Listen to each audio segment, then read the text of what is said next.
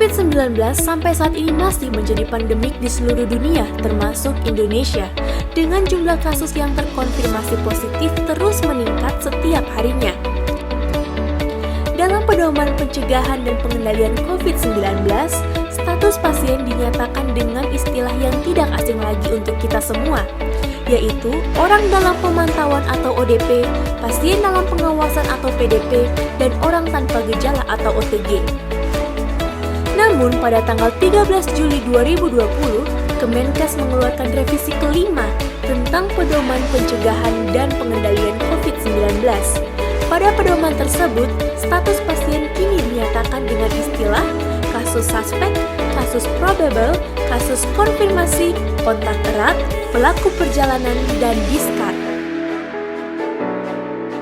Yang pertama, kasus suspek.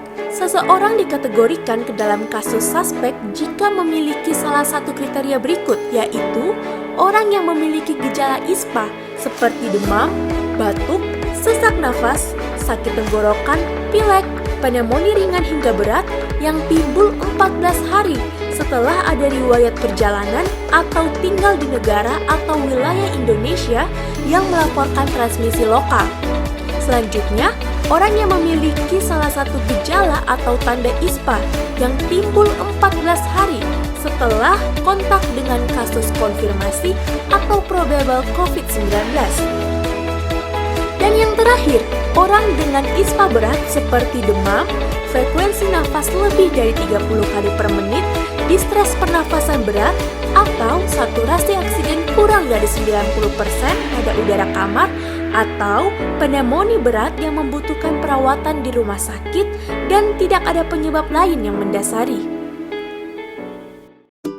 Yang kedua, kasus probable. Seseorang dikategorikan ke dalam kasus probable jika termasuk dalam kasus suspek dengan gejala ISPA berat atau ARDS atau meninggal dengan gambaran klinis yang mengarah pada COVID-19 dan belum ada hasil pemeriksaan laboratorium PCR. Yang ketiga, kasus konfirmasi. Seseorang dikategorikan ke dalam kasus konfirmasi jika dinyatakan positif terinfeksi virus COVID-19 yang dibuktikan dengan pemeriksaan laboratorium PCR. Kasus konfirmasi dibagi menjadi dua, yaitu kasus konfirmasi dengan gejala atau simptomatik dan kasus konfirmasi tanpa gejala atau asimptomatik. Yang keempat, kontak erat. Seseorang termasuk dalam kategori kontak erat jika memiliki riwayat kontak dengan kasus probable atau konfirmasi COVID-19. Riwayat kontak yang dimaksud antara lain kontak tatap muka atau berdekatan dengan kasus probable atau kasus konfirmasi dalam radius 1 meter dan dalam jangka waktu 15 menit atau lebih. Sentuhan fisik langsung dengan kasus probable atau konfirmasi seperti bersalaman, berpegangan tangan, dan lain-lain. Dan yang terakhir, orang yang memberikan perawatan langsung terhadap kasus probable atau konfirmasi tanpa menggunakan APD seperti masker yang sesuai standar.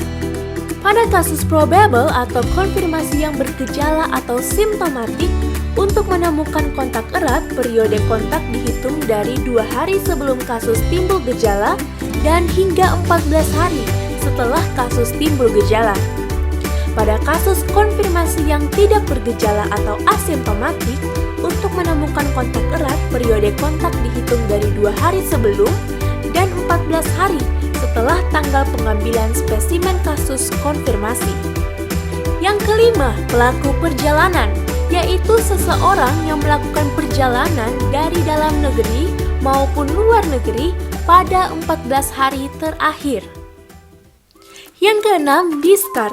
Seseorang dikategorikan sebagai discard jika memenuhi salah satu kriteria berikut, yaitu seseorang dengan status suspek dengan hasil pemeriksaan PCR negatif sebanyak 2 kali selama 2 hari berturut-turut dengan selang waktu pemeriksaan lebih dari 24 jam, atau seseorang dengan status kontak erat yang telah menyelesaikan masa karantina selama 14 hari.